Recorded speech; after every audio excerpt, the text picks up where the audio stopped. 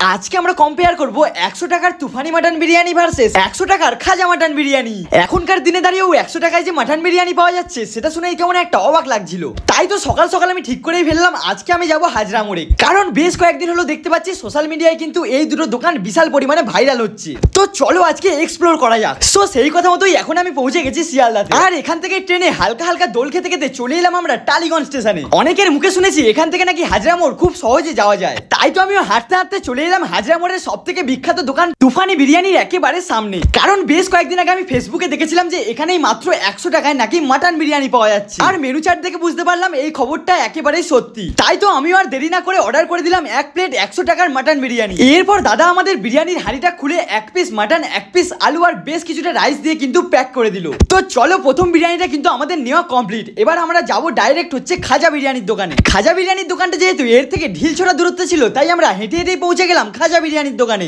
এখানে আসতেই দেখতে পেলাম প্রচুর মানুষ কিন্তু লাইন দিয়ে বিরিয়ানি খাচ্ছে। তাই তো আমি আর দেরি না করে অর্ডার করে দিলাম এক প্লেট মাটন বিরিয়ানি, আর অর্ডার করার সাথে সাথে কিন্তু দাদা আমাদেরকে পার্সেল করে দিল। তো চলো এবার আমাদের দুটো হাতে দুটো বিরিয়ানি নেওয়া ডান। কোনটা সব থেকে ভালো খেতে সেটাই এবার দেখার পালা। সেই মতো এই মুদিখানার দোকান থেকেও দুটো কাগজের প্লেট নিয়ে আমরা চলে এলাম একেবারে ডাইরেক্ট ম্যাডেক স্কোয়ারের মাঠে, কারণ এই মাঠেই আজকে আমরা করব দুটো বিরিয়ানির মধ্যে কম্পিটিশন। এরপর ভালো একটা বেঞ্চ বেছে নিয়ে তার মধ্যে কিন্তু আমরা প্লেটগুলোকে সাজিয়ে ফেললাম। তাই তো প্রথমে এই খাজা বিরিয়ানির প্যাকেটটাকে খুলে প্লেটের উপর ঢালতেই কিন্তু আলাদা লেভেলে একটা স্মেল এলো। আর এই বিরিয়ানির রাইসের চালগুলো ছিল কিন্তু বেশ গোটা, ভাঙার পরিমাণ খুবই কম ছিল। তো এবার যদি মাটন আর আলুর কথা বলি, আলুটা ছিল কিন্তু বেশ সফট, আর মাটনটা কিন্তু খুব ভালোভাবেই কুক হয়েছিল। এরপর আমরা আনবক্সিং করে নিলাম তুফানির মাটন বিরিয়ানিটা। এটাকেও প্লেটের উপর ঢালার সাথে সাথে দেখতে পেলাম এর মধ্যেও কিন্তু কলকাতার প্রত্যেকটা বিরিয়ানির মতো আলু ছিল, আর মাটনের পিসটা সাইজে বড় হলেও কিন্তু একটু ছিবড়ে টাইপের দেখতে লাগছিল। তো চলো এবার আমাদের টেস্ট করে দেখার পালা কোনটা সব থেকে বেশি ভালো খেতে। সেই মতো প্রথমেই আমি তুফানি বিরিয়ানি প্লেটটা থেকে হালকা করে একটু মাটন খুলে নিয়ে অল্প একটু আলু দিয়ে বড় সরো লেভেলের বাইট নিলাম।